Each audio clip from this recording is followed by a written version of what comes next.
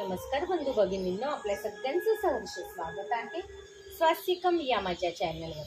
आज मी आपल्यासाठी संपूर्ण चातुर्मास याच्यातील पुढील कथा घेऊन आलेली आहे, तरी आपण सगळ्यांनी ती श्रवण करावी।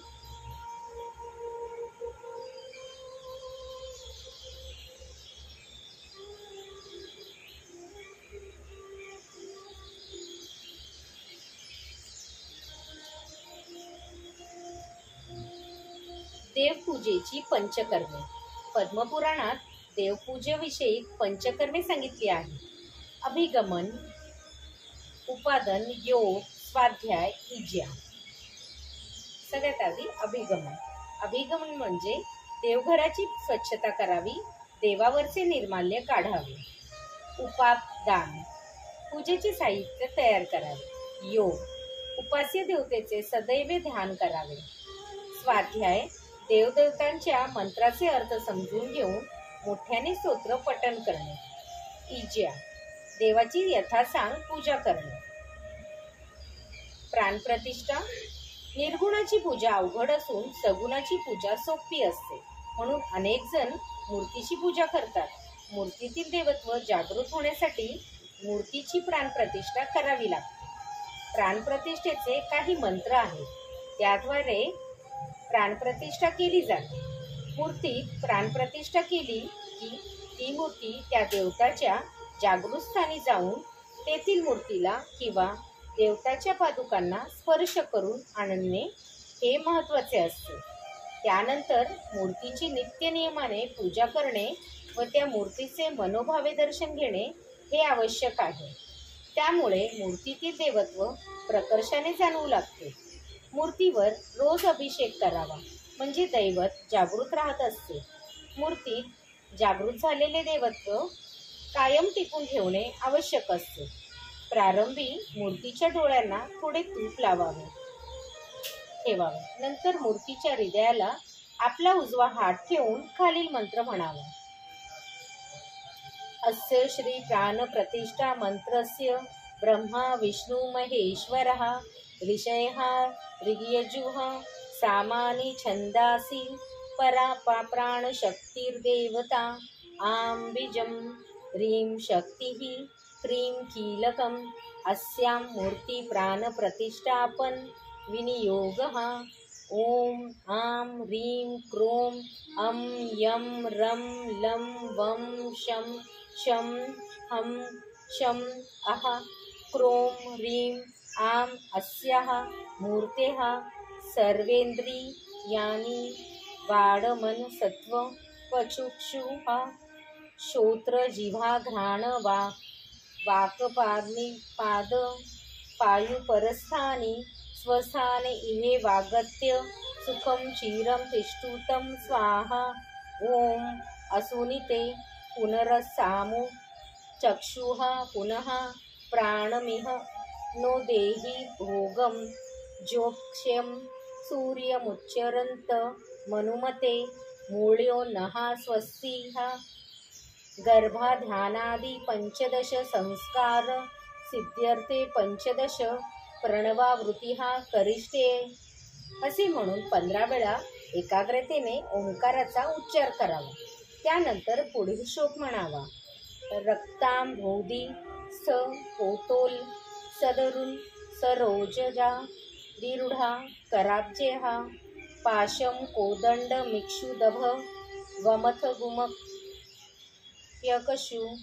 पंचबाणान बिभ्राना सुकपालं त्रिनयन ललिता लसिता पिनवक्षोरुहाढ्या देवी बालार्कवर्णा भवतु सुखकारी प्राणशक्तिः परानः। यानंतर खडीसाखर अथवा गुळ खोबरे किंवा दुधाचा नैवेद्य दाखवावा। स्नान, प्राणप्रतिष्ठा केलेल्या मूर्तीची पूजा करण्यापूर्वी आपण स्नान करून घेणे आवश्यक आहे।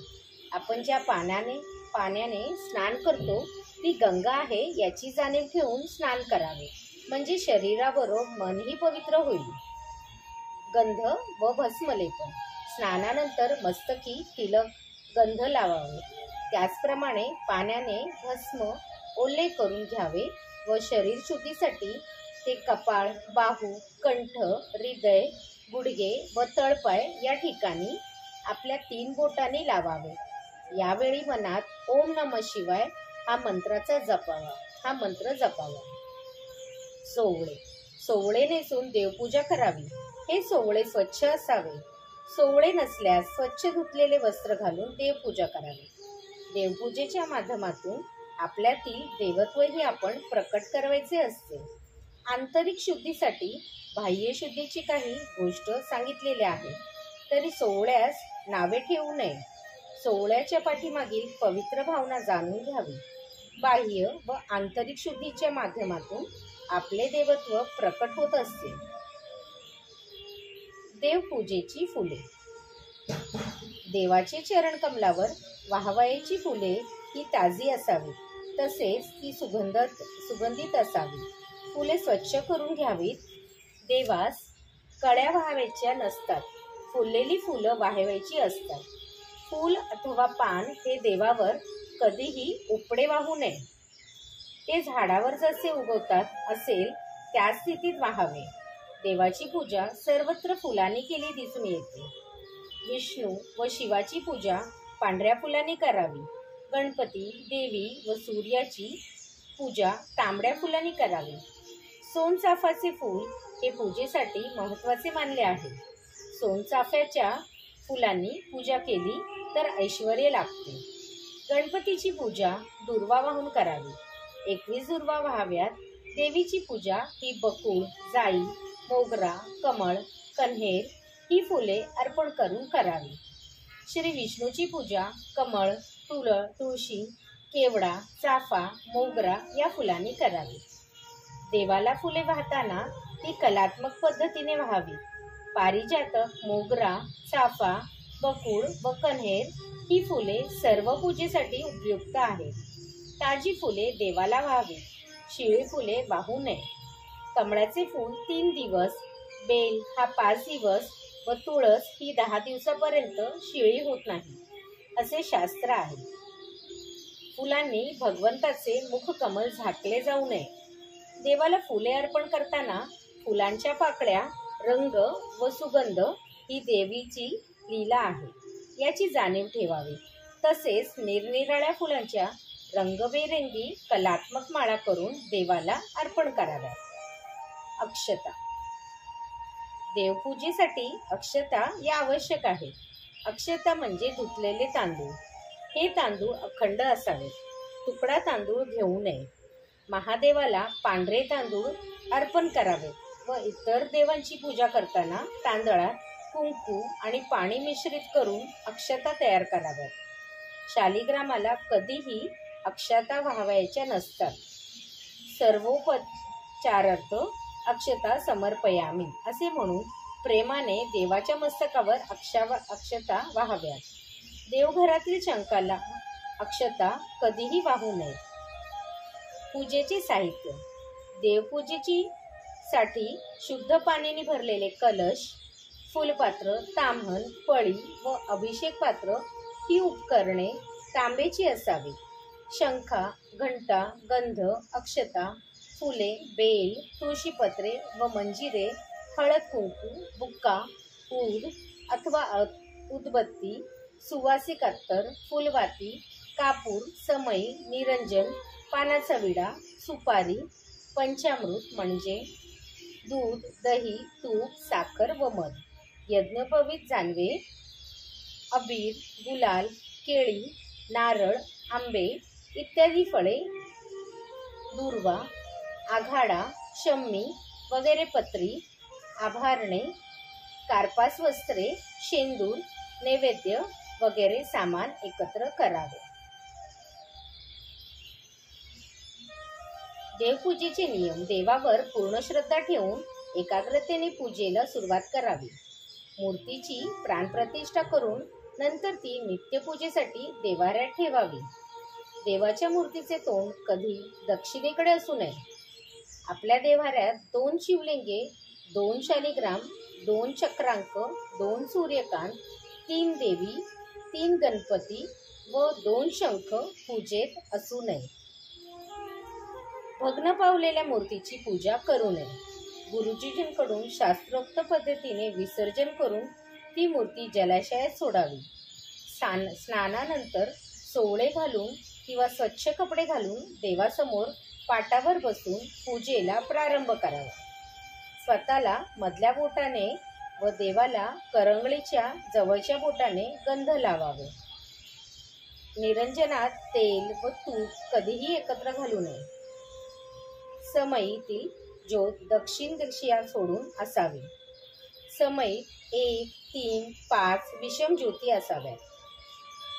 भस्माचा त्रिपुंड लावल्याशिवाय व गळ्यात रुद्राक्षमाळा धारण केल्याशिवाय शिवपूजा करू नये. देवासमोर श्रीफळ ठेवताना शेंडी देवाकडे असावी. तसेच शेंडी देवासमोर धरूनच श्रीफळ फोडावे. देव्हाऱ्यातील शंखाला कधी अक्षता वाहू नये. देवासमोर समई फुंकून विझवू नये. वाऱ्याने विजली गेली तर मनात कोणत्याही प्रकारची शंका न आणता समई पुन्हा लावावी. देवाला एका हाताने कधी नमस्कार करू नये. दोन्ही हातांनी करावा. देवास अर्पण केलेले एकच वस्त्र उदकाने प्रक्षालन करून प्रतिदिवशी अर्पण केलेले तरी चालते. सुवर्ण अलंकार व यज्ञोपवीतीसाठी हाच नियम आहे. गंध उगाल्यावर ते तबकडीत काढून नंतर देवाला लावावे. परस्पर सहानेवरून देवाला लावू नये. देवपूजेच्या वेळी स्तोत्र ही नेहमी मोठ्याने म्हणावे व मंत्र मनात म्हणावे. शंख घंटेशिवाय देवपूजा करू नये. टोपी घालून देवाला नमस्कार करू नये. टोपी काढून नमस्कार करावा. ओले कपडे घालून कधी देवपूजा करू नये. गृहस्थाश्रमी लोकांनी नुसत्या प्रणवाच्या म्हणजे ओमचा जप करू नये. मात्र ओम नमः शिवाय, ओम रामकृष्ण हरी इत्यादी मंत्र जप चालतील. देवाला वाहिलेली फुले आपण कधी वापरू नयेत. बेलाचे पान नेहमी पालते व्हावे. देवीची पूजन केवळ एका उपचाराने म्हणजे कुंकवाने होते. देवाचे आसन नेहमी आपल्या आसनापेक्षा अधिक उंचावर असावे. घरातील देवघराला कळस असू नये. तुळशीपत्र वाहताना ते पालते व देवाकडे देठ करून वाहावे. दुर्वा वाहताना दुर्वाचा अग्रे आपल्याकडे असाव्यात. फळे वाहताना फळांचे देठ देवाकडे असावेत. एकाच मूर्तीची पूजा करू नये. मूर्ती नेहमी एकापेक्षा जास्त असाव्यात. नित्यपूजेत कलशातील पाने तुळशीपत्र घालावे. अंधारात देवाच्या मूर्तीला कधीच स्पर्श करू नये. घरात देवपूजा वयाची मूर्ती एका वितीपेक्षा जास्त उंचीची असू नये. तसेच अंगठ्याच्या पेरापेक्षा लहानगी असू नये. बसलेला मारुती व उभा गणपती कधी पूजेत ठेवू नये. नैवेद्य हा नेहमी देवाच्या उजव्या हाताला ठेवावा. नैवेद्य ठेवण्यापूर्वी त्याच्या खाली पाण्याने चौकोन काढावा. तसेच तुळशीपत्र, दुर्वा किंवा पुष्प यांनी त्यावर प्रोक्षणा करावे. विष्णूला दूध भाताचा नैवेद्य दाखवावा. शिवाला दही भात, गणपतीला मोदक, सूर्याला गुळ भात आणि देवीला सांजा याचा नैवेद्य दाखवावा. घंटा वाजण्यामुळे सर्व वाद्य वाजविण्याचे श्रेय मिळते. म्हणून पूजेत घंटा वाजवावी. देवाला उदबत्ती, निरांजन किंवा कापूर आरतीने ओवाळताना ती उजव्या हाताने खालून आपल्या डावीकडून वरून उजवीकडे खाली देवाच्या मूर्तीवर प्रकाश पाडत ओवाळावी. देवाला नैवेद्य दाखवून झाला की तो लगेच आपण खाऊ नये किंवा इतरांना लगेच वाटू नये.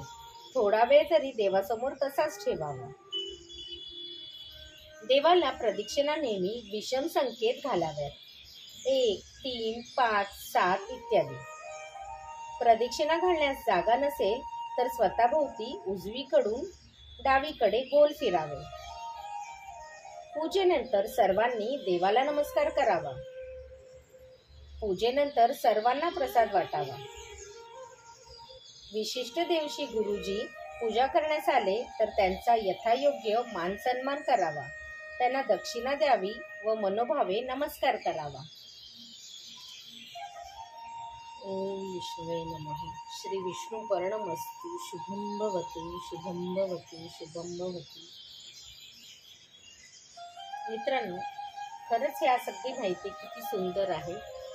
त्याच्यामुळे आपल्याला देवपूजा करताना आपल्याकडनं काही गोष्टी जर चुकत असतील किंवा त्याच्यामध्ये जर आपल्याला काही सुधारणा करायच्या असतील तर आपल्याला नक्कीच या पुस्तकाद्वारे ही सगळी माहिती मिळत आहे. आणि आपल्याला जर हे खरंच आवडत असतील माझे व्हिडिओ तर आपण माझ्या चॅनलला सबस्क्राईब करा, माझ्या व्हिडिओला लाईक करा आणि आपल्या आप्तजनांबरोबर शेअरही करा, जेणेकरून त्यांनासुद्धा ही माहिती मिळेल. तुर्तास मी इथेच थांबते. धन्यवाद. विष्णू नमः. जय